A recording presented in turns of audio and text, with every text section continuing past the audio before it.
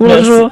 Bonjour Natacha, bonjour à tous. Et ce matin, nous sommes avec Anchia Bamana, la présidente de Mahorais Solidaire. Bonjour.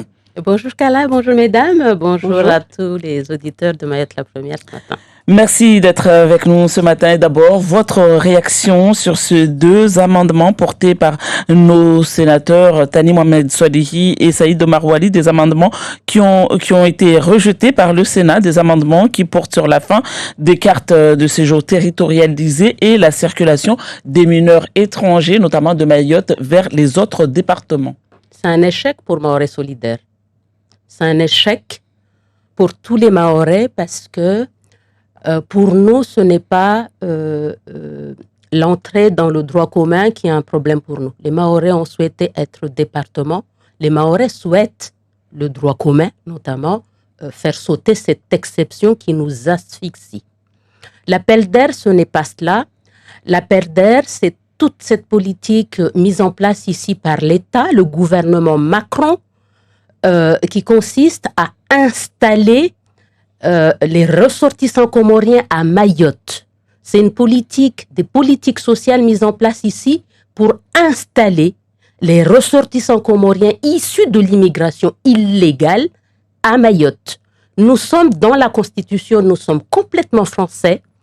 Nous n'irons pas aux Comores. Moi, quand j'entends maintenant dire « Ah, on va nous faire retourner aux Comores », la façon de nous faire retourner aux Comores, c'est d'installer les ressortissants comoriens ou issus de l'immigration illégale de manière générale à Mayotte, avec toutes les associations humanitaires, les Imaorais en tête, qui sont financées par l'État largement pour installer les Comores à Mayotte. Le grand remplacement a commencé, madame. Vous assumez ces mots-là portés par Éric Zemmour, et on connaît la politique d'Éric Zemmour quand même. J'assume complètement parce que c'est la réalité des choses. Désormais, le grand remplacement a bel et bien commencé à Mayotte, et ça, tous les élus de Mayotte, et je les appelle ce matin, à ne pas fermer les yeux. C'est ce que nous vivons désormais à Mayotte actuellement. Vous ne craignez pas de prendre le virage vers l'extrême droite comme Daniel Zaïdani l'a fait? Pas du tout. Monsieur Zaïdani n'est pas à l'extrême droite. De toute façon, nous sommes déjà morts. Pourquoi on a peur d'être enterré? Quand on est déjà mort, on n'a pas peur d'être enterré, et c'est un proverbe mahorais. Si Marine Le Pen va nous aider à stopper cette immigration illégale qui nous asphyxie, mais ce n'est plus un diable, Marine Le Pen. Mais est-ce que vous pensez réellement, puisqu'on est sur cette question de Marine Le Pen, qu'elle y arrivera? Parce qu'on voit, c'est nos deux sénateurs là, Tani Mohamed Swadihi et Saïd Omar Wali, ce sont des sénateurs macronistes, et pourtant, au Sénat, la majorité LR et macronistes ont voté contre ces amendements. Donc, on est dans un territoire de droit, même si avec toute la volonté du monde, si le président de la République le veut, si le Sénat ne le veut pas et l'Assemblée nationale ne le veut pas, ça ne passe pas. Ça montre effectivement que le combat est très long, raison pour laquelle nous, ici à Mayotte, les élus doivent peut-être changer de braquet pour enfin qu'on puisse travailler ensemble. Enfin qu'on puisse travailler ensemble. Le système qui consiste à ce que ces élus fassent cavalier seul, est-ce que c'est ce qu'ils font actuellement, nos parlementaires? C'est ce qu'ils font actuellement. Chacun fait cavalier seul. Ils se sont alliés, les deux sénateurs, là, sur ces questions, sur ces amendements. Les deux. À commencer par nous ici. À commencer par nous ici à Mayotte, qu'on puisse enfin changer de méthode de travail pour mettre en avant les intérêts de Mayotte. Quand on vote des élus du système, un système qui est bien installé ici, pour financer largement des associations humanitaires. Et vous auriez aimé qu'on fasse quoi? Qu'on ne donne pas de l'argent du tout à ces associations? Est-ce que la situation n'aurait pas été pire aujourd'hui? On finance les conséquences, effectivement, de l'immigration illégale à Mayotte. Je peux comprendre. Mais s'il n'y a que ça, si une vraie politique de surveillance de nos frontières n'est pas mise en place, mais nous sommes morts. Nous descendons de plus en plus. En plus, nous n'avons même plus d'eau. Est-ce qu'il n'aurait pas mieux fallu demander peut-être une plus grande restriction au niveau de Mayotte sur la délivrance des cartes de séjour? Ça aussi, c'est un problème. C'est pour ça que je vous dis, et là, vous apportez un argument supplémentaire sur mon idée qui consiste, et ce n'est pas seulement mon idée, c'est l'idée de tous les Mahorais qui le disent très bas. On installe l'immigration irrégulière à Mayotte, financée largement par l'État et tous les services de l'État. On le voit dans nos administrations. Mais là, vous nous apportez un argument supplémentaire, la préfecture, qui régularise massivement ces ressortissants en situation irrégulière, alors que cette action doit être reportée au niveau de l'ambassade de France aux Comores, que ces choses-là soient traitées là-bas, pas à Mayotte. C'est un autre argument, Madame la journaliste, que vous déployez. Je pose la question parce que vous déployez pour dire qu'effectivement, on installe de plus en plus ces personnes ici et on refuse je pose la question parce qu'on n'entend pas justement les élus porter au moins les choses différemment. Si en passant par cette porte-là, ça ne passe pas, pourquoi ils ne passent pas par une autre porte? Mais je posais aussi cette question parce que c'est pour en venir. Est-ce qu'aujourd'hui, les élus n'ont pas un train de retard, j'ai envie de dire.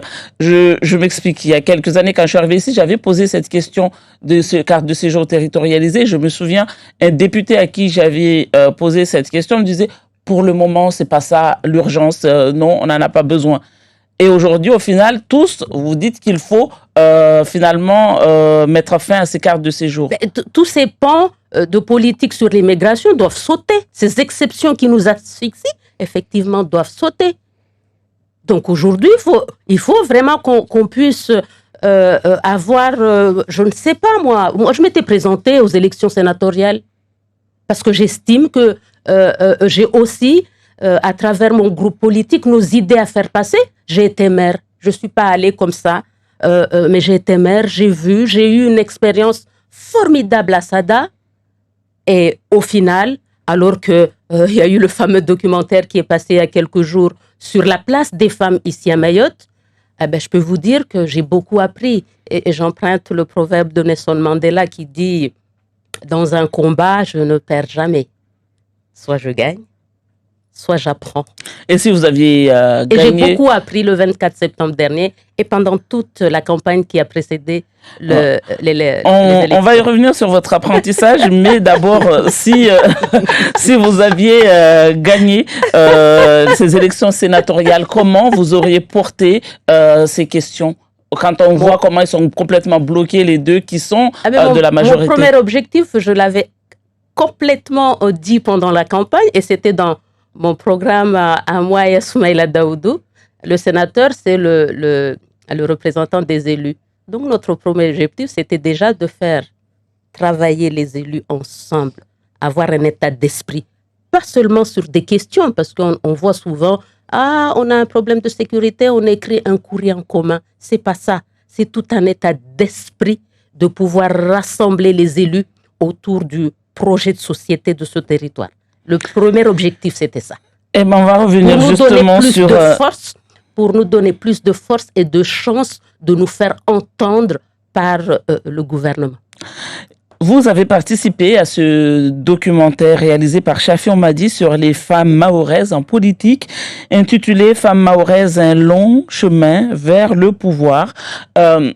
Vous dites que finalement, vous êtes rendu compte qu'en fait, la femme politique est un homme comme les autres. Ce sont des femmes qui ne s'assument pas complètement parce que complètement étouffées dans le système des groupes. Elles n'existent pas intellectuellement. Je souhaite d'abord rendre hommage aux 90 électeurs qui ont voté pour nous parce qu'ils ont cru à un projet pour le territoire de Mayotte. C'est un vote sain. Beaucoup font le constat, effectivement, de la difficulté que nous avons actuellement et que les femmes ont leur place. Mais elles ne sont pas encore convaincues que les femmes ont leur place dans la politique à Mayotte au même titre que nos châtilleuses qui étaient complètement émancipées dans leur tête. Est-ce que cette stratégie de dire que je vais compter sur les voix des femmes, est-ce que ça n'est pas une mauvaise stratégie parce que il n'y a pas un parti politique de femmes, un parti politique d'hommes. Il y a des partis politiques composés de toutes personnes. Alors, je vous rassure, Madame la journaliste, j'ai fait campagne auprès de tout le monde puisque nous étions reçus au sein des conseils municipaux, des 15 communes sur 17. Parce qu'il y a 2 communes qui ont complètement refusé la démocratie, c'est Congo et Bandabois. Il ne faut absolument pas venir ici parce que vous allez donner une chance aux conseillers municipaux de réfléchir. On en est là. Donc, nous n'avons pas été reçus sur ces 2 communes. Les 15 autres communes, nous avons été reçus. Donc, il y avait tout le monde, il y avait des femmes, il y avait des hommes. Mais j'espérais effectivement un peu plus un réveil des femmes. J'ai rencontré des femmes formées, diplômées, avec des places d'adjointes et tout, mais qui, au final, ne sont pas convaincues qu'elles ont une responsabilité aussi quand elles se mettent dans ces lois de groupe. Quand une élue me dit « Madame le maire, je ne suis pas convaincue de voter ces 2 personnes qui sont soutenues dans mon groupe » et on m'a même dit qu'on saura les 2 personnes que je mettrai dans l'isoloir, dans l'enveloppe. Vous imaginez? Et j'ai dû la rassurer pour lui dire que le vote est secret, c'est dans l'isoloir et qu'elle devra voter les personnes qu'elle veut elle-même, pas ceux qui sont imposés. Mais ça veut dire qu'elle ne connaît pas non plus les règles, ça montre sa méconnaissance des choses. C'est pour vous montrer la pression qu'elles vivent.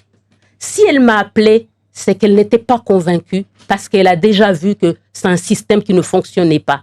Mais il y a une pression telle qu'elles n'ont pas une autonomie de réflexion, madame.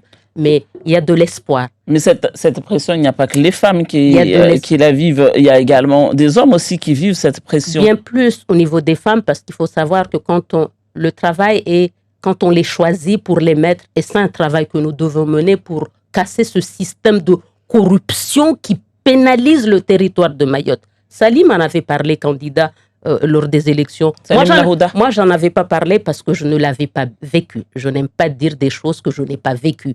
Maintenant que je l'ai vécu personnellement, je le vois. Il y a un travail à faire au sein des communes quand on choisit des personnes à mettre dans les listes pour les élections municipales.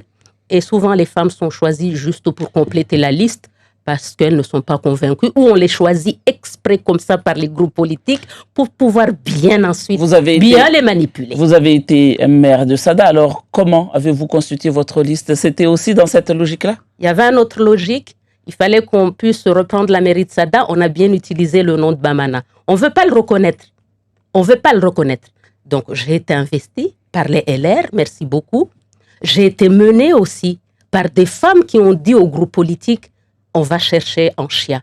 On va chercher une femme. Ce n'était pas un chien au départ. On va chercher une femme. Mais je dis qu'il y a de l'espoir.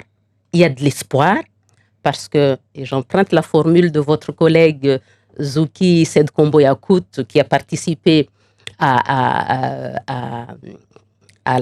au dévoilement de la vidéo au conseil départemental, qui disait « Ce que femme veut, Dieu veut ». Donc, le jour où les femmes décideront de mettre une femme au pouvoir, alors ils la mettront parce que ce sont ces femmes qui mettent ces hommes au pouvoir. Ce sont les femmes qui font tout à Mayotte. Est-ce qu'une femme au pouvoir changera réellement quelque chose? Tout à fait. Tout à fait. Et une femme à la tête. Et une femme à la tête, pas adjointe.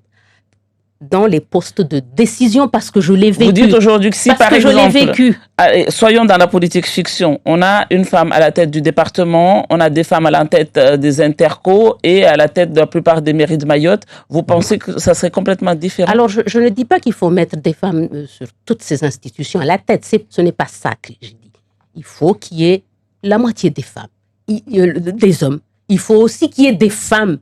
Parce que nous avons une façon complémentaire de voir les choses. Et j'emprunte la formule de Margaret Thatcher. En politique, l'homme parle, la femme agit. Je l'ai vécu. Tous les projets qui sont actuellement en cours de construction à Sada, on a beau tout dire pour dénigrer la personnalité d'Anchia Bamana. Aujourd'hui, ce sont des projets que nous avons conçus quand j'étais à Sada en 2014. De 2014 en 2020. Tous ces projets, les grues que vous voyez à Sada, ce sont des projets que nous avons conçus. Mais actuellement, en cours de réalisation normale, c'est la continuité de service. Ça se passe un peu partout quand il y a une majorité qui a commencé des projets. Mais pour vous dire qu'effectivement, dans la majorité de cas, et nous le vivons actuellement avec les élus que nous avons, beaucoup parlent. Hein? On est allé voter les gens qu'on a aujourd'hui, et puis on va dans les réseaux sociaux parce que on gère Mayotte dans les réseaux sociaux. Ah, j'ai appelé le ministre. Ah, j'ai écrit au ministre. Alors que quand il a fallu mettre le bulletin dans l'urne, On a préféré garder le système et faire de la communication. Ce n'est pas comme ça que Mayotte Au département, on a une moitié de femmes. Qui ne sont pas à la tête. Mais il y a des vice-présidentes, on a une moitié de femmes. Est-ce que vous... On peut toujours être nommé vice-président, mais quand on n'a pas, c'est ce que je disais, une autonomie de réflexion, et ce n'est pas en étant vice-président ou adjoint au conseil municipal. C'est à la tête qu'il faut être. C'est bien pour ça que je dis, à la tête des institutions, il faut aussi qu'il y ait des femmes pour qu'il y ait une mixité de réflexion, parce que la femme est complémentaire de l'homme. Là, il faudra un changement radical de mentalité. Alors. Évidemment, madame. Évidemment, madame. Et à commencer par la façon dont on choisit les personnes qu'on met. Et ça sera le travail de Mahorais Solidaire. Nous entamons la réflexion avec nos ateliers solidaires qu'on mènera dans toutes les communes de Mayotte. C'est de faire ce travail pédagogique. Moi, pendant la campagne, je l'ai fait, ce travail pédagogique. Je voyais très bien des fois que cette personne ne votera pas pour moi. Mais je fais le travail pédagogique pour leur dire, ce n'est pas l'enveloppe de 1 000 euros. Vous êtes en train de tuer Mayotte avec cette enveloppe de 1 000 euros. Quand des grands électeurs vous disent, globalement, Rinanza, madame le maire, on fait le tour de tous les candidats pour dire Rinanza. Vous savez ce que ça veut dire? Oui. Rinanza. Voilà, c'est une réalité, je l'ai vécu et les gens me l'ont dit. Donc avec ça, nous tuons Mayotte. Parce que quand on vote des élus corrompus, eh ben, on se pose la question après, certains n'acceptent pas la contradiction. Ben, c'est normal, je n'ai pas de compte à te rendre puisque je t'ai donné une enveloppe de 1 000 euros ou 2 000 euros ou bien plus, madame. Merci, Anchi Abamana, pour cet entretien. Merci à vous, c'est toujours un plaisir de venir vous voir.